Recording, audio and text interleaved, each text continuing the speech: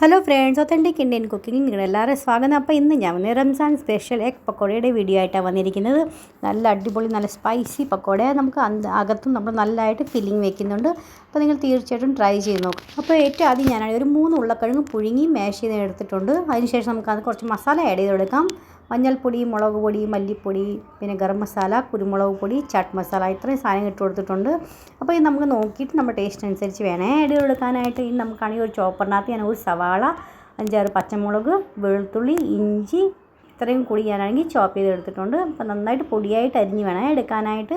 അപ്പോൾ അതും കൂടെ നമുക്ക് അകത്തോട്ടൊന്ന് ആഡ് ചെയ്ത് കൊടുക്കാം. പിന്നെ കുറച്ച് മല്ലിയില അരിഞ്ഞ് വെച്ചിട്ടുണ്ട്, അതും കൂടെ ആഡ് ചെയ്ത് കൊടുക്കുന്നുണ്ട്.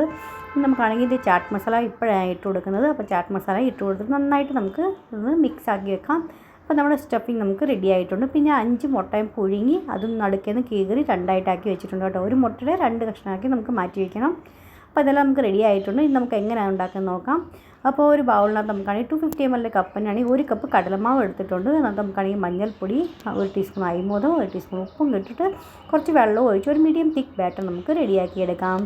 ഒത്തിരി ലൂസായി പോകണ്ട. ഒത്തിരി ലൂസായി പോയാൽ ബാറ്ററെല്ലാം ഒലിച്ച് പോയി കഴിഞ്ഞാൽ പിന്നെ ആണെങ്കിൽ കഴിക്കാൻ ഒരു ടേസ്റ്റ് വരത്തില്ല. അപ്പോൾ ഒരു മീഡിയം തിക്ക് ബാറ്റർ വേണം റെഡിയാക്കി എടുക്കാനായിട്ട്. ഇനി നമുക്ക് എന്താണ് ഒരു 1/4 ടീസ്പൂൺ ബേക്കിംഗ് സോഡ ഇട്ട് കൊടുക്കാം.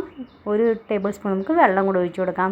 ഇത്രയും ഇട്ട് ഒരു ഡയറക്ഷൻ നന്നായിട്ട് നമുക്ക് മിക്സ് ആക്കി കൊടുക്കുക. നല്ല സ്മൂത്ത് ബാറ്റർ നമുക്ക് റെഡിയാക്കിയിട്ടുണ്ട്. ഒരു സൈഡിൽ എണ്ണ ചൂടാക്കാൻ വെച്ചിട്ടുണ്ടായിരുന്നു. ആ ചൂടെണ്ണ തിളച്ച എണ്ണ വേണം ഇതിനകത്ത് ഒഴിച്ചു കൊടുക്കാനായിട്ട്. അപ്പോൾ ഇങ്ങനെ നമ്മൾ ചെയ്യുവാണെങ്കിൽ പുറത്തുനിന്ന് നല്ല ക്രിസ്പി ആയിട്ട് കിട്ടും, അകത്ത് നല്ല സോഫ്റ്റ് ആയിട്ട് നല്ല സ്പഞ്ചി ആയിട്ട് കിട്ടാണ് നമ്മളിങ്ങനെ ചെയ്യുന്നത്. അപ്പോൾ ഇനി നമുക്കാണിതേ ഒരു സൈഡിൽ നമുക്കാണിതേ ഇതുപോലെ ഉണ്ണിയുടെ ഭാഗത്ത് നമുക്കാണ് ഇതുപോലെ ഫില്ലിങ് നമുക്ക് വെച്ച് കൊടുക്കാം.